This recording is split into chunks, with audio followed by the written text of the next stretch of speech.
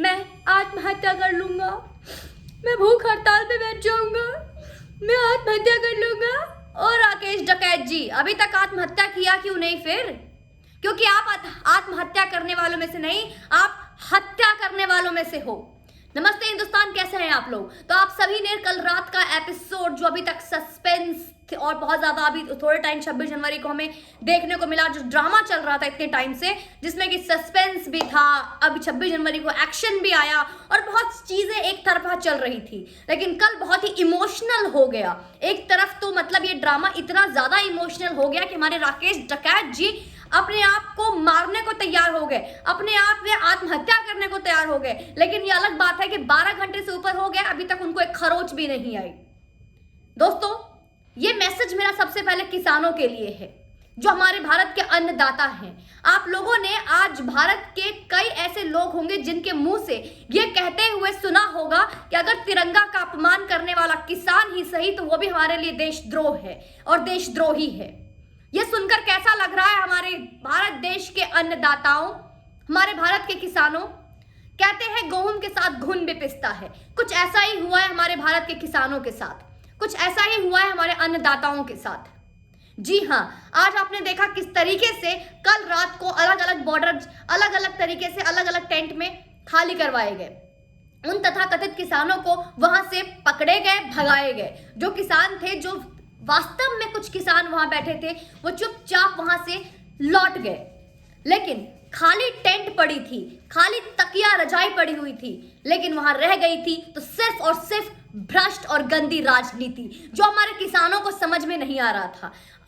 अब तो समझ जाइए, इस राकेश टिकैत के घड़ियाली आंसू से शायद आपको समझ में आ गया होगा कि किस तरीके से आपके कंधे पे बंदूक रख के वो अपनी जेबें भर रहा था। जेबें, वो किस तरीके से अपना बैंक बैलेंस भर रहा था, अपना एक फ्यूचर सिक्योर कर रहा था, किस तरीके से वो राजनीति के सत्ता में आना चाह रहा था, वोट बैंक बनाना चाहता था। जैसे आप सभी ने देखा कल रात को उसके ड्रामे और उसके नाटक, जहां पे एक तरफ गाजीपुर बॉर्डर पे 144 धारा लागू हो गई थी, जहां पे लाखों सैकड़ों के लोग की भीड़ उमड़ गई थी, जहां पे लोगों से ये रिक्वेस्ट करते हुए दिखी हमें पुलिस व्यवस्था कि आप घर से बाहर ना निकले, गाजीपुर बॉर्डर की तरफ ना आए। इस तरीके का माहौल बन गया था।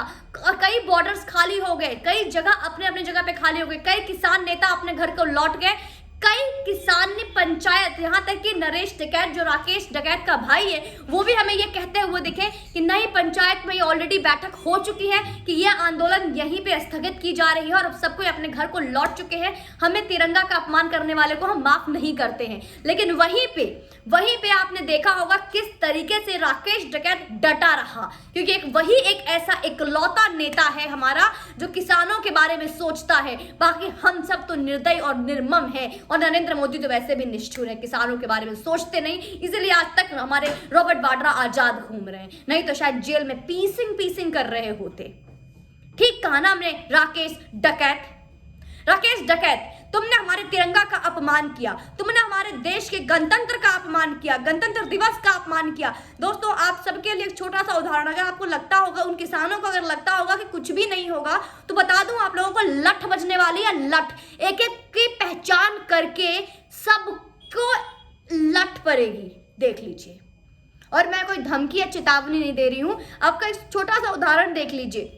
किस तरीके से कैपिटल हिल में जब दंगा हुआ था, तो जिस तरीके से हमारा लाल किला है दोस्तों, जहां पे झंडा फहराया जाता है, जहां पे ध्वजारोहण होता है, जहां पे नरेंद्र मोदी, जो कोई भी देश का, हमारे देश के प्रधानमंत्री, चाहे वो नरेंद्र मोदी हो, चाहे वो मनमोहन सिंह हो, और इससे पहले वे जितने आए अभी तक, जिन्होंने अपना स्पीच दिया, जहां पे हर गणतंत्र को एक अतिथि आते हैं, वो हर वक्त हमेशा हर साल वो लाल किला पे होता है। तो लाल किला एक हमारे देश का एक ऐसा स्थल है जो कि हमेशा से एक, मैं कहूँ तो संविधान में आता है, जहाँ पे एक गर्व है, जहाँ पे एक कहीं ना कहीं भारत का एक इज्जत है, सम्मान जुड़ा हुआ है उससे।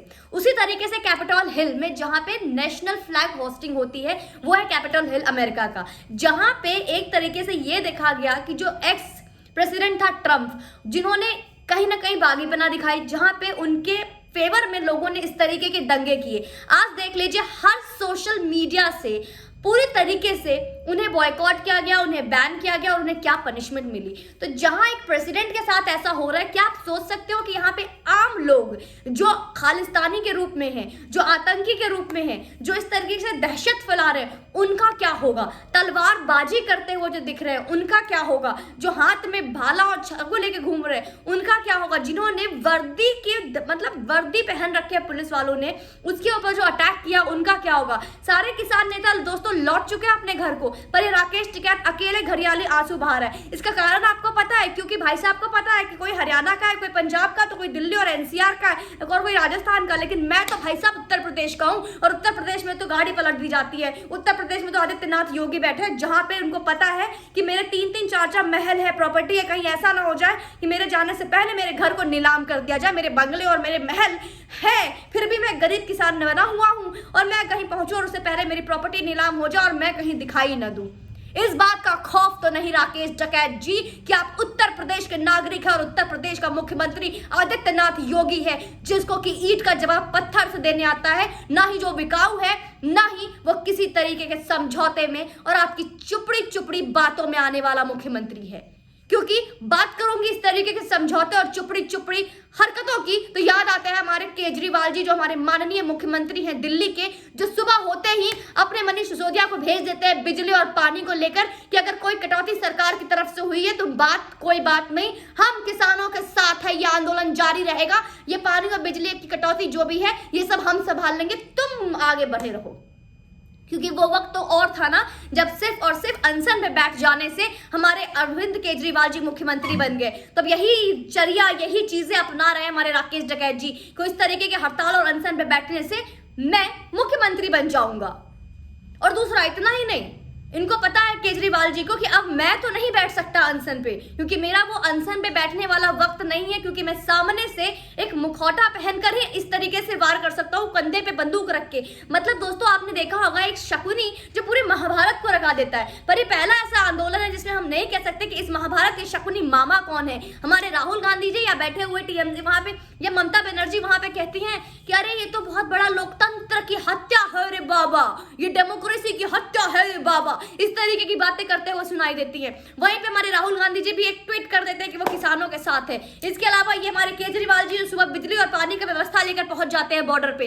तो इस तरीके से आप फिर से एक जो दंगा ना हो पाया उसका बढ़ावा दे रहे हो, उसको आप सह दे रहे हो। केजरीवाल जी आप ऐसा इसलिए कर रहे हो क्योंकि आप खुद कुछ नहीं कर सकते। तो आपको पता है कि राकेश टिकैत इस चीज के लिए बहुत फेमस हो गया है, तो उसके कंधे पे रख के बंदूक मैं चला दूंगा। दूसरी बात, राकेश टिकैत जी को पता है वो अकेले कुछ नहीं कर पाएंगे, तो राकेश टिकैत ये आम किसानों को लेकर बंदूक चला रहे हैं। लेकिन हमारे भारत के किसान भी अब जान चुके हैं कि ये जो दंगा, ये जो आंदोलन था, किसान आंदोलन, इसे हाईजैक किया गया था। हाईजैक किया गया खालिस्तानियों के द्वारा, हाईजैक किया गया एक विशेष समुदाय के द्वारा जो सिर्फ और सिर्फ यहाँ पे दंगा फैलाना चाहता है। और यह आंदोलन नहीं, इसमें फिर एक जातिवाद लाया गया। और दोस्तों अभी भी अगर आपको कोई शक है कि किसानों के साथ बुरा हो रहा है, तो अभी और देखिए, अगर आपकी नजर में यही किसान है तो इन किसानों के साथ कितना बुरा होगा। और एक बार आप बोलिए ना राकेश टिकैत को जाके उत्तर प्रदेश में जाकर इस बार रोना रोए,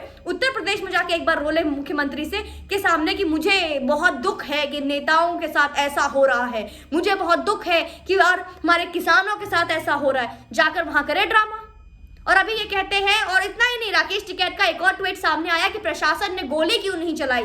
जब इस तरीके से चिदंगे हो रहे थे तो पुलिसकर्मियों ने बंदूक क्यों नहीं चलाई। ये तो वही बात हो गई कि एक लड़का अपने घर में सारी गलत चीजें करता है जिससे कि उसके परिजनों का पूरे समाज में नाक कट जाए, और जब परिवार वाले बोलते हैं तूने ऐसा क्यों किया, तो वो बोलता है कि मुझे मेरी गलत चीजें जिसकी मैं जिद लेकर बैठा हूं, मुझे वो करने लेने देते तो तुम्हारी नाक नहीं कटती। तो ये वही बात हो गई है। मतलब आप हर गलत चीज करो, सरकार मान ले, और अगर आप ना मानो तो आप दंगा करो, और दंगा न करो, दंगा करो तो प्रशासन ने गोली क्यों नहीं चलाई। मतलब तुम चाहते थे कि उस दिन प्रशासन गोली चलाए, आम किसानों के ऊपर गोली लगे, उनको वो घायल हो, वो अपने घर को, उनके घर पे उनकी लाश जाए, ताकि आप इस दंगा को बड़ा रूप दे सको। राकेश डकैत कहीं के, पर तुम्हारे मंसूबे फुलफिल नहीं हुए। 26 जनवरी को आंदोलन का सही और वास्तविक चेहरा हम सबके सामने आ गया।